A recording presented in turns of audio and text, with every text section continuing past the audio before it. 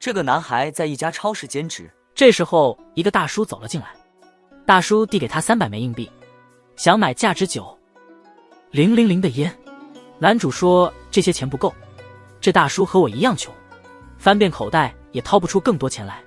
他还嚣张地向男主示意了一个友好的手势，之后还要求男主给他送瓶啤酒和鱿鱼干，到外面的座位去。遇到这种厚脸皮的人真是无奈，男主内心极度郁闷。他追出去要求大叔先结账，但大叔根本不理他，还要求换成黄油烤鱿鱼。男主愣在原地没动，还好大叔的朋友出来缓和了局面，解释说大叔因为工资被拖欠，心情不好，一时情绪失控了。这位朋友帮大叔结清了欠款，他们在外面又喝了2个多小时，弄得周围一片狼藉后才离开。整理完后，店长过来接班，男主向店长借了个锤子要回去补钱，店长正忙着玩游戏，没有留意到男主的请求，男主就把锤子塞进了包里。下班后，他走在回家的路上，无意中看到那个闹事的大叔，大叔醉倒在路边，男主好心提醒大叔这不是睡觉的地方，大叔哼了一声但没起来，男主也不想多管，继续走了回家。才走了几步，他就看到那个大叔的同伙在前头，他赶紧追了上去，把大叔醉倒在路边的情况告诉那个男人。那男人却说没事，让他别管，放他走。一荡看了天气预报，知道一会儿要下雨。那男人听后却觉得他多事，一直强调让他别管，好意却被当作驴肝肺。一荡也模仿大叔做了个友好的手势，没想到这一举动彻底惹怒了那男人。那男人转过身来朝一荡走来，突然开始动手，一荡被打得目瞪口呆。那男人越打越激动，索性把包放下彻底开打。他的包里的蓝牙音响露了出来，音乐正好在播放，在背景音乐的激励下，那男人打得更凶了。一荡从小就被欺负，挨打对他来说已经习惯了，但今天恰好旁边有个锤子，一荡手里有了武器，他怎么可能任人欺负？于是他变身为黄大锤，一锤子就把那男人送去见阎王了。这时候天空开始下雨，正如预报所说。一荡突然清醒过来，他听见前面有2个醉鬼还在找地方继续喝。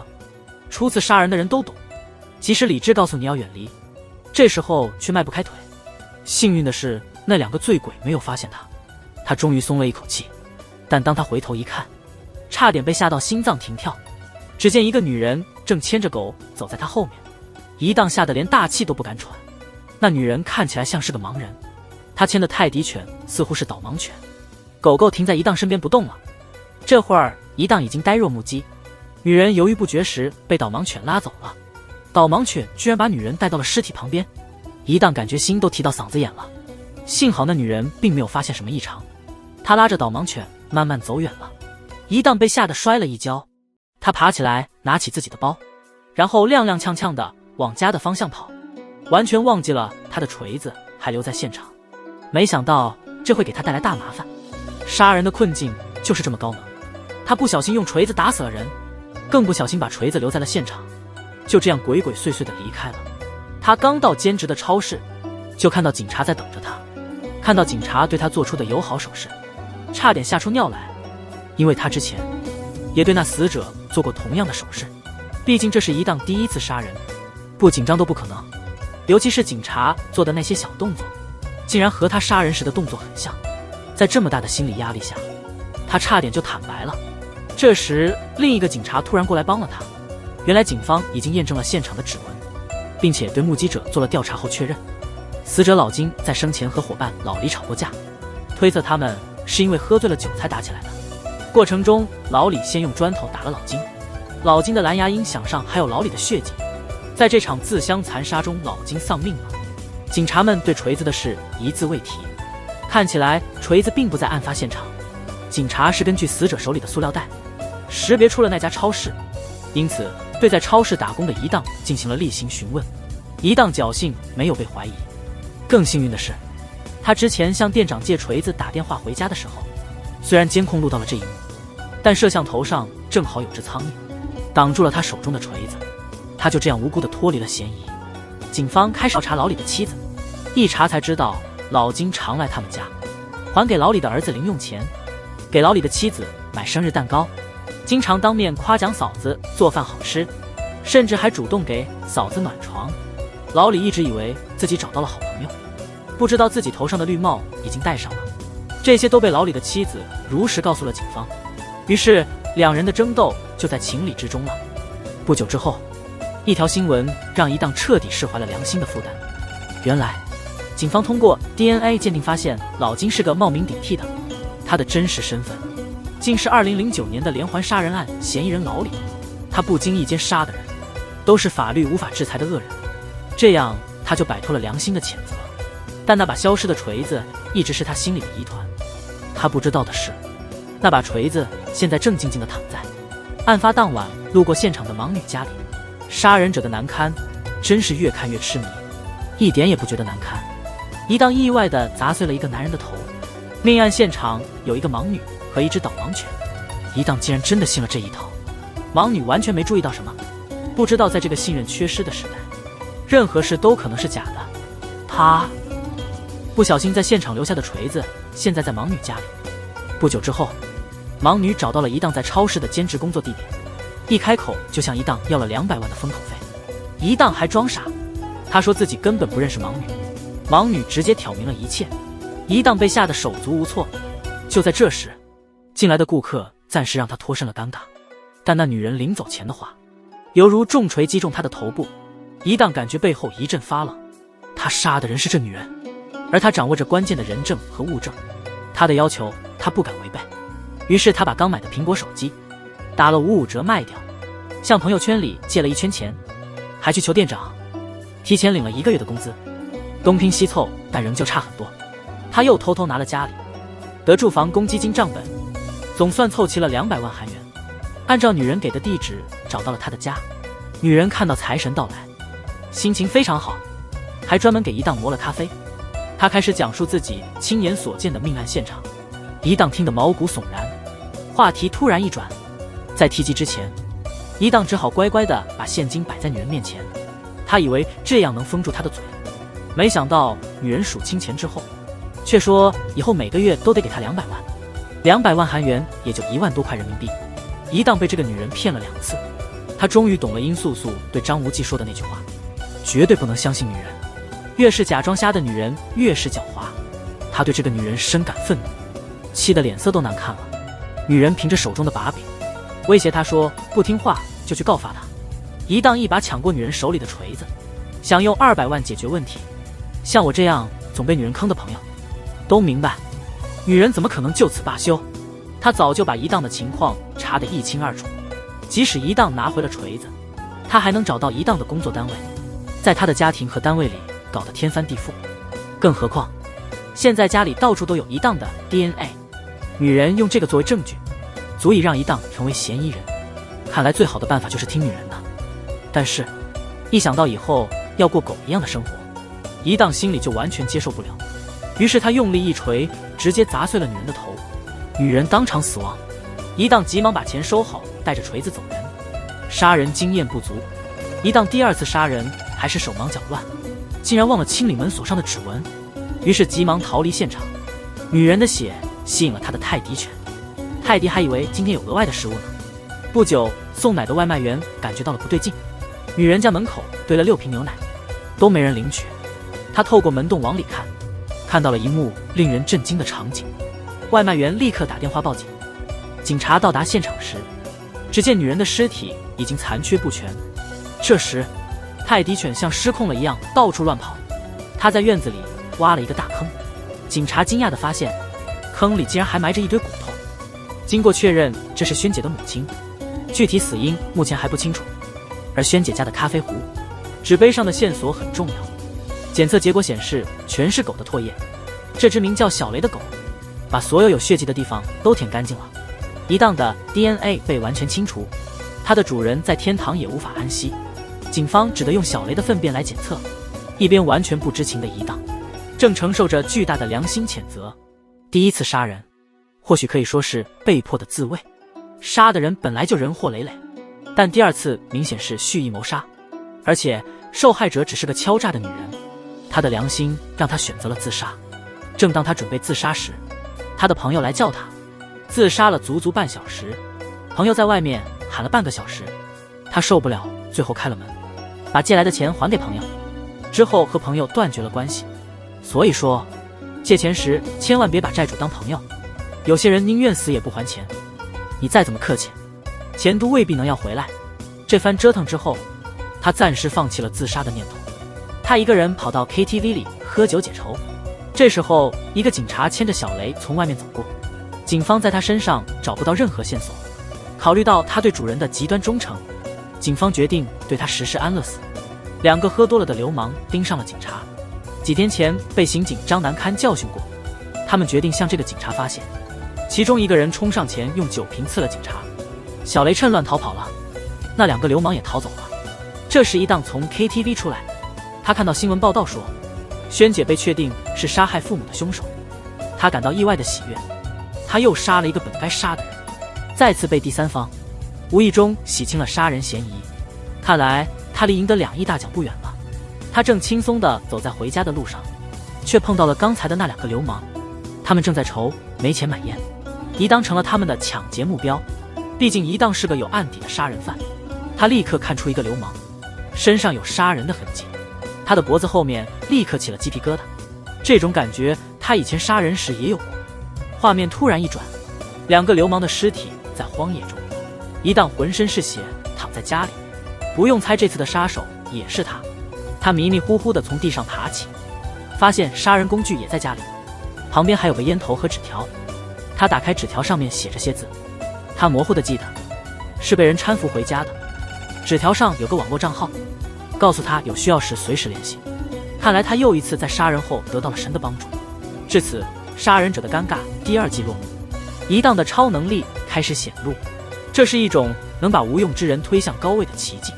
期待更多精彩内容的朋友们，请继续关注我们。女孩只是和好友一起晒晒太阳，结果被好友的富二代朋友注意到了。虽然她非常小心，但最终未能逃脱那恶势力的掌控。身体的伤口或许能快速恢复，心里的创伤却难以消散。经过1个月的折磨，女孩选择了结束生命。在女孩的葬礼上，那个干了坏事的男孩的母亲大闹一场，她试图扭曲事实为儿子开脱。最终，这位无耻的母亲动用超能力，把一件强迫的事说成是双方自愿的。那个富二代不仅没有悔改，此后还经常斗殴和偷窃，他甚至打碎酒瓶，并且刺伤了一名正在执勤的警察，这全是为了报复。几天前，警察曾对他进行过盘问，刺伤警察后，他又想抽烟了，他又把身上的钱花光了，于是他和同伙盯上了正好路过的一档。一档天生能辨别坏人，他看到富二代衣服上的血迹，就知道他刚做过坏事，于是他振作起来反击。经过一场生死搏斗，他用砖头将2个人一一击毙，但他也因伤势过重，倒在地上昏迷不醒。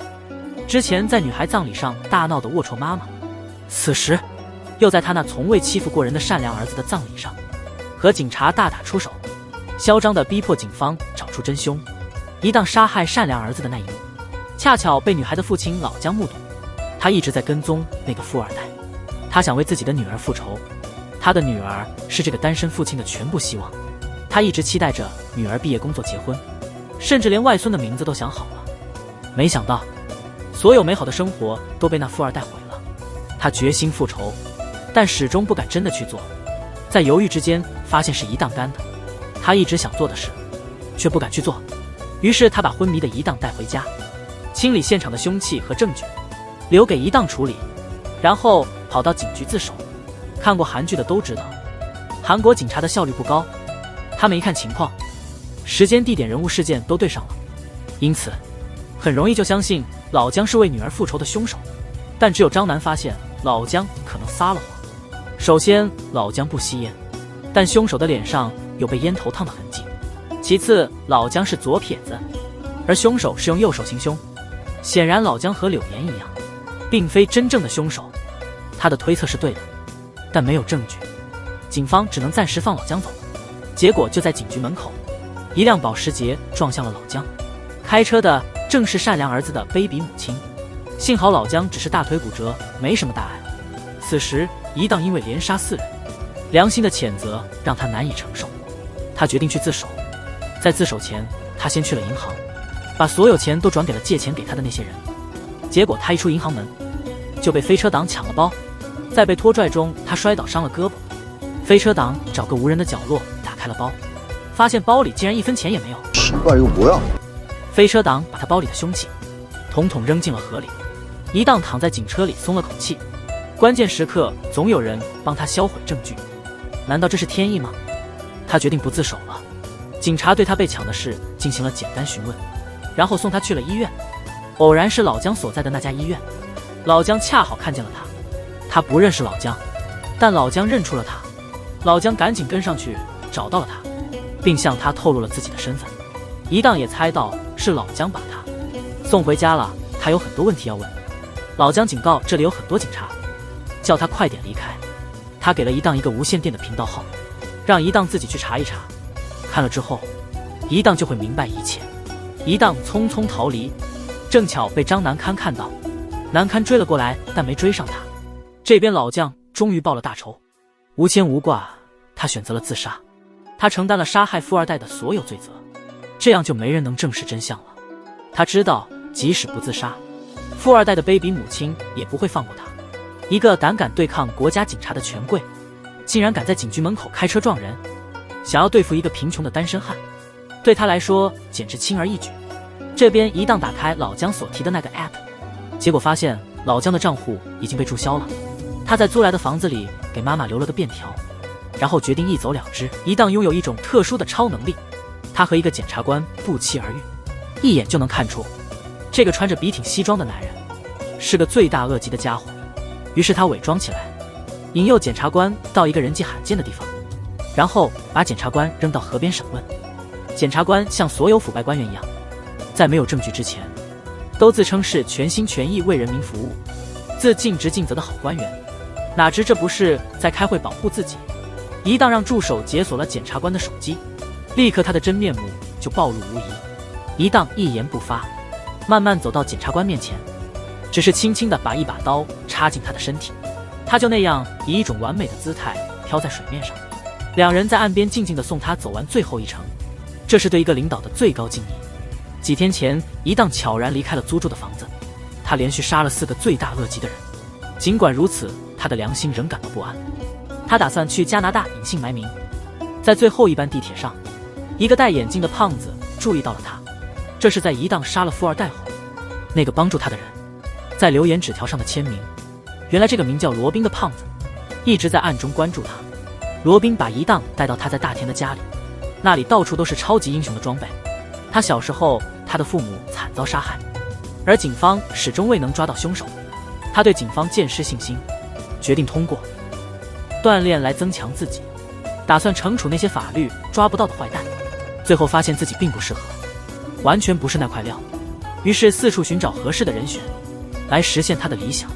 一荡恰好符合他的要求，他愿意提供资金和技术支持，邀请一荡加入他的团队。他展示了一荡之前杀的人的资料给一荡看，证明他一直在背后帮助一荡，还提到了一荡的超能力。侯斌劝他不要有心理负担，说他只是在清除社会渣子，实现正义。他让一荡自己决定是否加入，如果决定加入，就去看看陈列柜后面的东西，想要什么就拿什么。说完便睡着了。一荡好奇心驱使下，走向了陈列柜后面的暗门，里面堆满了钞票和各类资料，还有各式武器。一荡选了一个电击器，穿上了特制的服装，正式加入了团队。罗宾对外是个黑客，他经常侵入警方服务器，获取珍贵的信息。在处理难以侦破的案件时，警方经常求助于他。罗宾曾保护过一个杀人犯，这让他失去了抓捕该犯人的机会。他开始怀疑罗宾和这次连环杀人案有关，用各种手段将罗宾带回警局进行审问，但最终没有得到任何有价值的信息。无奈之下，只能让罗宾回家。他还是不死心，派人在罗宾家外监视。一荡果然没让他失望，出现了，假扮成外卖员，去罗宾家交换情报。罗宾警告他小心警察，他刚走出楼就被警察拦下来问话。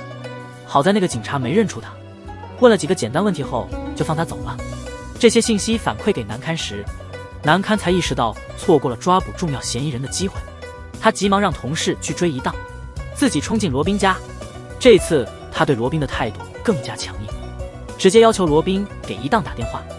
罗宾当然是装傻，一气之下，他动用了私刑，甚至在没有搜查令的情况下，还威胁要把罗宾的家翻个底朝天。一个普通刑警都敢这样滥用职权，他的上级更不用说，对待普通百姓更是轻而易举。这让人看到普通人在权力面前有多无助。就在这时，同事把一档带到他面前，一看却发现人错了。原来一档混在外卖员中，因为制服相同，警察很容易抓错人。事情一波未平，又起一波。这时科长打来电话，电话一开始就是一顿痛骂，然后让他赶紧上网看他闯入罗宾家并殴打罗宾的事，已经登上了热搜。同时，另一队警察接到报警后也来敲门了。他急忙打开了罗宾的显示器，原来处于休眠状态，这才发现罗宾的英雄行为正在被罗宾通过网络直播。他一把撕下蜘蛛侠的海报，才发现隐藏在背后的摄像头原来中了罗宾的计。的确，网络是曝光黑暗的强大武器之一，罗宾用网络来保护自己，尴尬的被自己人火速推出去承担责任。这件事引起了上级的高度重视，领导亲自过来教训他们，最终尴尬的被停职，沮丧的回到家，对着家中吵闹的傻狗发呆。这时，一个自称是松村的警察找到了一档的同事，打探一档的下落。一看松村的脸就知道他不是好人，还是那个天真的女孩，被男友骗去拍亲密视频后上传网络，成了网友们的谈资。很快，他就成了当地的笑柄。无奈之下，他只能整容并更换身份，逃到韩国大田这个小地方隐居。那一天，我正在和他前来探望的妈妈共进晚餐，偶然间看到一个男人在偷偷地观察他，他目光转向我，一点也不掩饰，还大声笑了出来。我当时真是气得不行，从他的表情可以看出他很生气。那男人还是紧盯着他不放，简直是忍无可忍，实在是让人无法容忍。经我立刻冲到那个男人面前，在他一再解释之后，经我才明白过来，原来他是我小学时的同学。虽然换了发型，朴昌汉还是认出了我，这比碰见牌友还尴尬。他们简短的寒暄了一下，朴昌汉把经我送到楼下。朴昌汉还想留下来，但我坚决拒绝。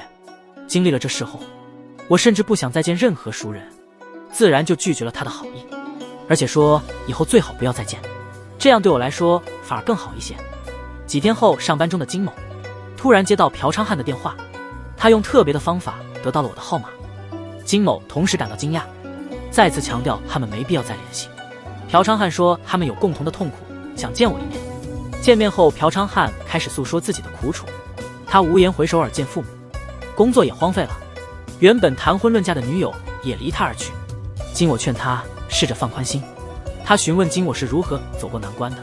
经我坦诚地分享了自己的心路历程，说自己一遇到男人就会疑神疑鬼，虽然被男人伤害过，但对爱情仍抱有希望，并且对男人的关怀没有抵抗力。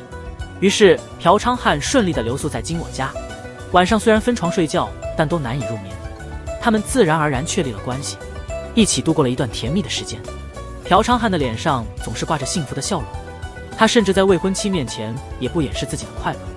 未婚妻问他为什么总是笑，他睁着眼睛说谎，一想到快结婚就开心到笑醒。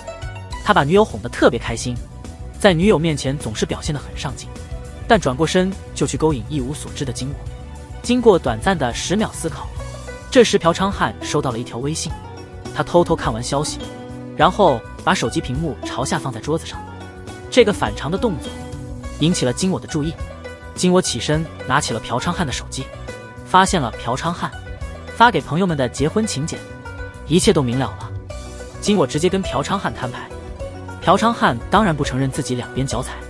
朴昌汉真的很无耻，也很不要脸，两人因此大吵一架。经我气急败坏，威胁要把朴昌汉的丑事告诉所有亲朋好友。朴昌汉自然是害怕的，一时冲动竟然掐死了金沃。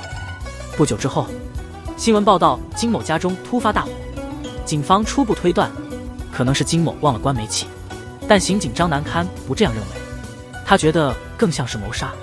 他虽然被停职，却假装拿到了批准，从釜山一路追查到大田，请求当地警方协助调查。他怀疑是一档所为，这时一档正藏在超市里打工，他与金我是同事。几天前我被一个大妈找麻烦，一档恰好看到这一幕，结果他们的领导没弄清情况直接狠狠地骂了金我一顿，然后对那些挑刺的顾客点头哈腰，不停地道歉，还送上礼物。果不其然，顾客就是上帝，员工就像奴隶。一档看不下去了，有人在他车的挡风玻璃上故意扔烟头。那个挑刺的女人因为有行车记录仪，威胁着要报警。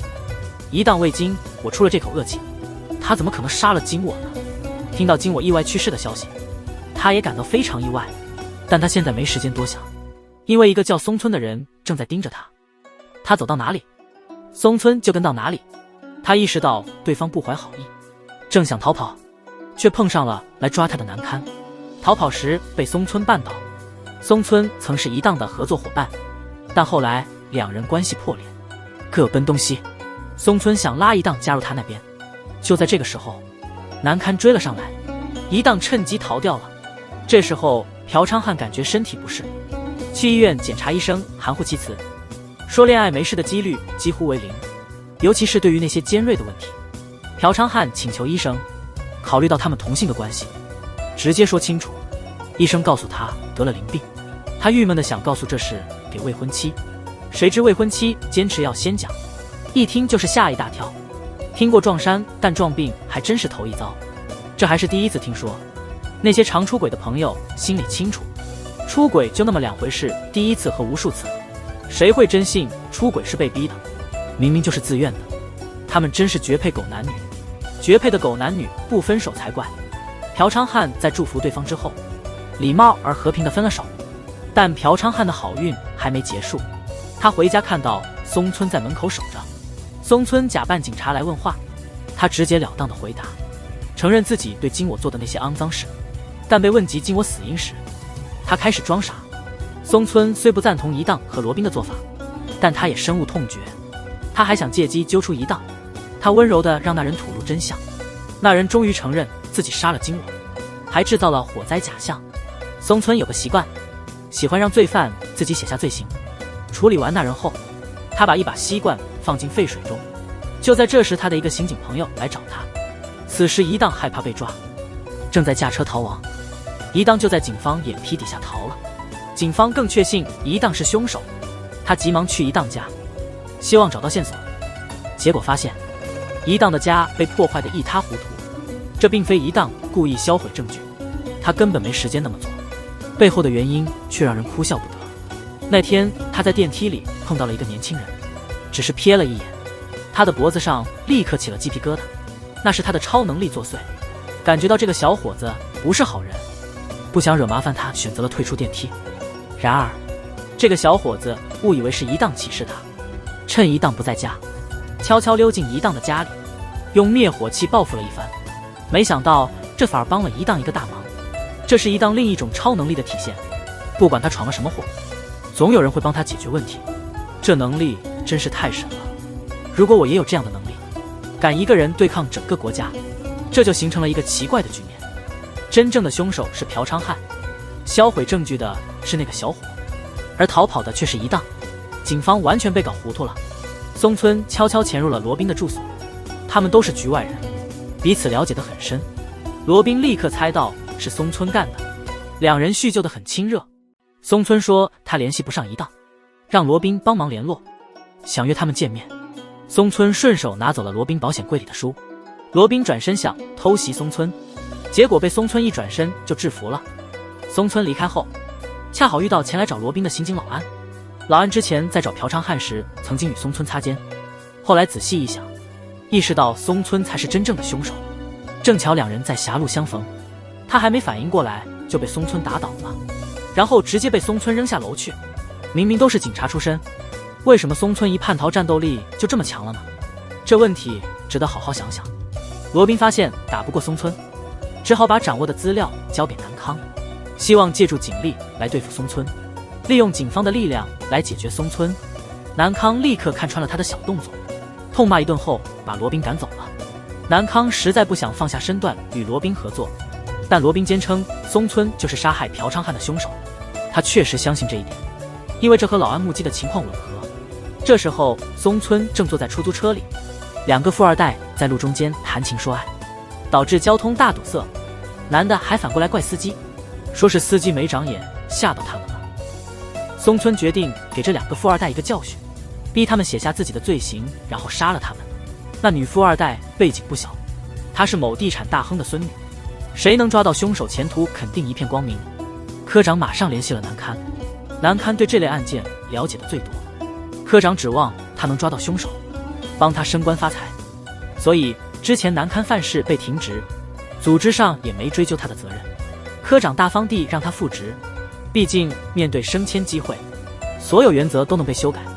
罗宾尴尬的被抛弃后，他主动联系那个大亨，说他有办法找到真凶松村，他已经和一档联系好了，一有松村的消息就会通知他。没过多久，松村就主动找上了一档，一档约罗宾在咖啡馆见面，一档发了地址给罗宾，罗宾带队追踪到这里。松村再次尝试拉拢一档加入他们，一档只针对那些逃脱法律惩罚的罪犯，这与松村的盲目杀戮完全不同。他通过行动拒绝了松村的邀请，结果松村反手将他压在地上。这时罗宾带着帮手及时赶到，包围了松村，一档趁乱逃走了。逃出来后才发现罗宾被绑了起来，一档赶紧解开罗宾的绑绳，他们找了个安全的地方藏身。独自一人太久，连看画都能幻想出故事来。在逃亡途中，他们没选择一档，只能和罗宾一起开车继续逃亡。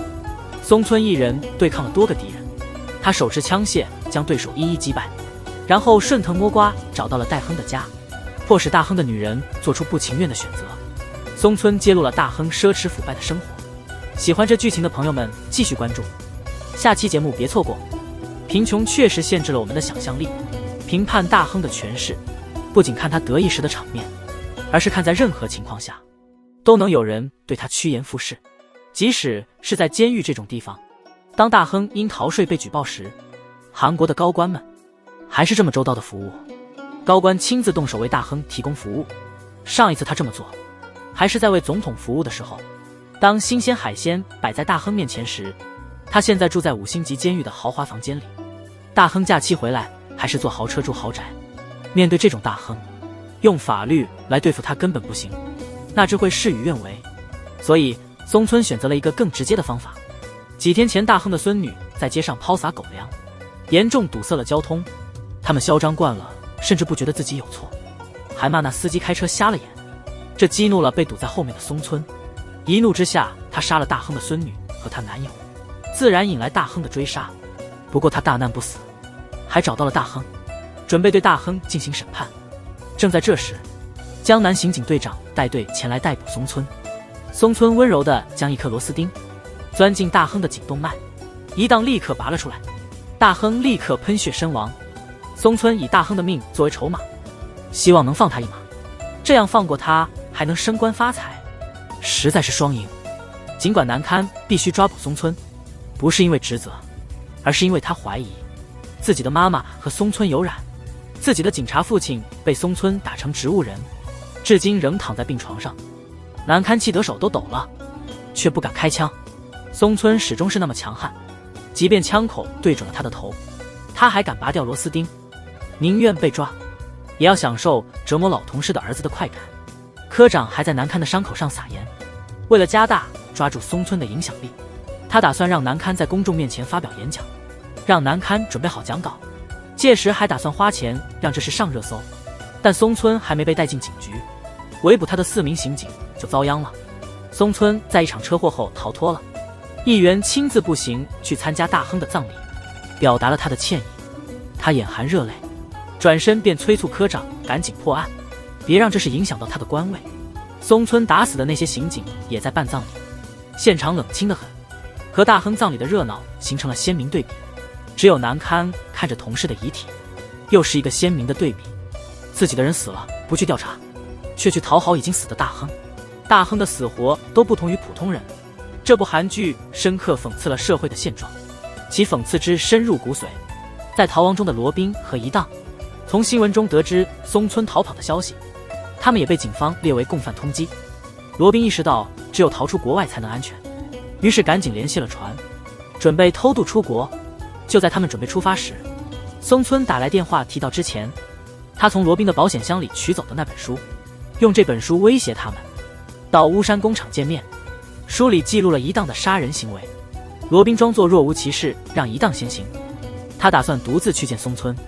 一档察觉到了什么不对劲，趁罗宾上厕所的时候，悄悄给他的手机装上了追踪器。随后两人便各奔东西。罗宾联系南堪想要合作，南堪一直不信任罗宾，所以又一次拒绝了他。就在那时，突然接到了同事的电话，这才知道松村悄悄地去了他爸爸的医院行凶。他匆匆赶到医院，到的时候爸爸已经去世，妈妈因松村下药而昏迷不醒。复仇的冲动让他不顾一切，他拿起配枪，带上罗宾，决定去找松村报仇。他们驱车前往巫山工厂，一路上罗宾不停地说明，一档杀的都是罪大恶极的人，都是应该被杀的人，这与松村的随意杀戮不同。而南堪现在想杀松村，更多是因私人恩怨而非法律制裁，他的行为和一档没什么两样，他愿意事后承担所有责任，只希望一档那边能被放过。